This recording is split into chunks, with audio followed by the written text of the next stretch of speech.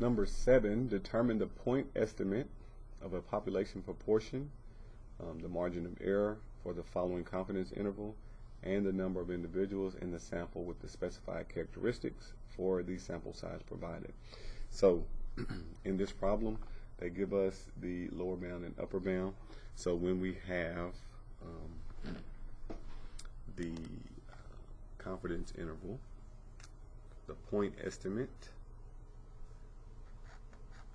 p hat is equal to lower bound plus upper bound divided by 2. It's the point that's right in the middle. Okay, so we're going to do 0.272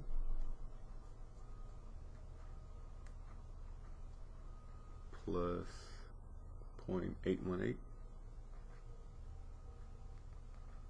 We're going to divide that by 2. All right.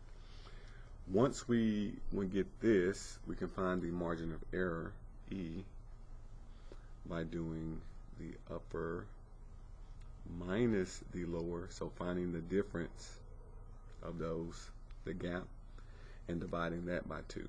Okay, the difference, the margin of error we add, so think about, we got mean in the middle, we add something to it, and then we got the mean, and we subtract something from it. That's how we get that confidence interval, those two numbers. So we're just trying to find out what that is. That number is the same, so twice that distance divided by 2. So we're going to do 0.818 minus 0.272. We're going to divide that by 2. That's going to give us our margin of error. And then we can answer part C. So I'm going to do 0.272 plus 0.818. We're going to divide that by 2.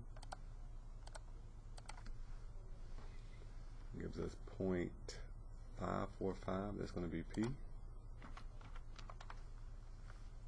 That's the point that's in the middle.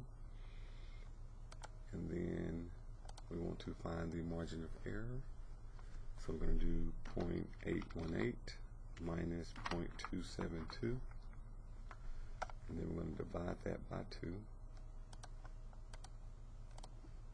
Gives us 0.273. I'll write these down.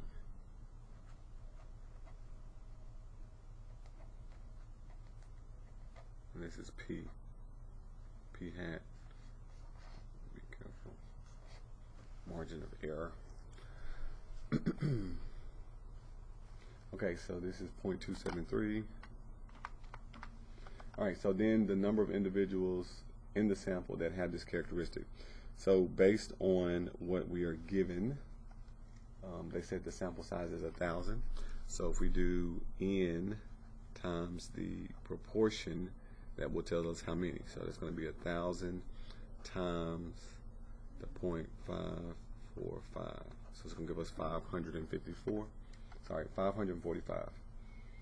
But you just take your sample size, whatever it may be, times that proportion, and you get 545.